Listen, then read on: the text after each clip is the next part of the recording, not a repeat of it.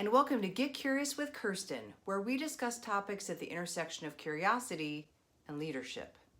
So far in this series, we've talked about a few different contexts for curiosity: getting curious internally through self-reflection, and getting curious about information and how that helps us as a leader.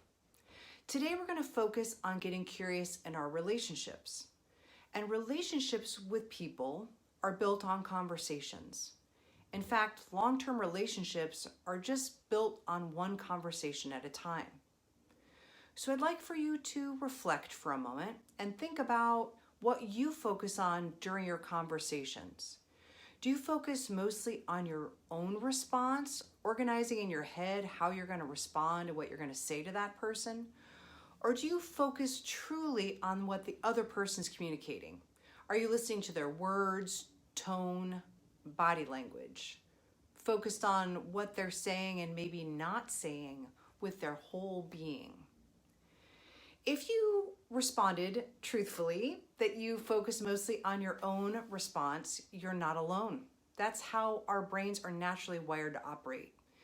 The brain is continuously scanning for information to process, make sense of it, and compare it to what we already know. But the downside to this default approach is that it encourages us to focus on our own response during a conversation, whether it's to object to what we're hearing, critique what the other person's saying, or make our own point and show that we're right. So instead of kind of falling prey to this automatic approach, we need to really override our brain's natural response and instead intentionally shift to empathetic listening, where we get curious about what that other person is communicating and really listen to understand and not just respond. The really cool thing about this is that it's not possible for our brains to focus on two things at one time. We cannot focus on ourselves and what we're trying to communicate, as well as truly listen to that other person.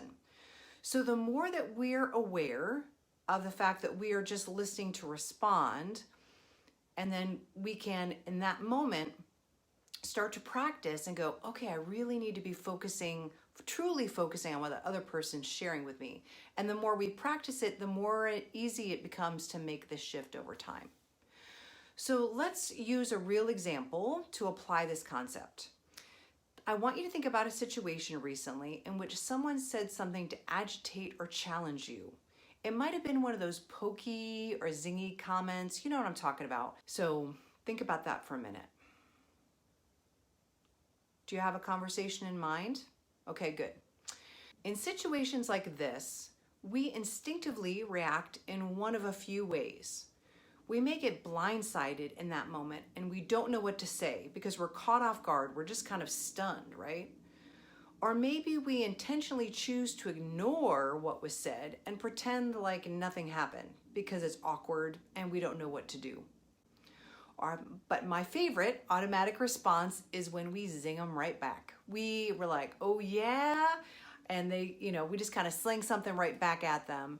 And then we emotionally escalate the conversation and it becomes like toe for toe, tit for tat kind of fight, right? All of a sudden it's just kind of taken a life of its own.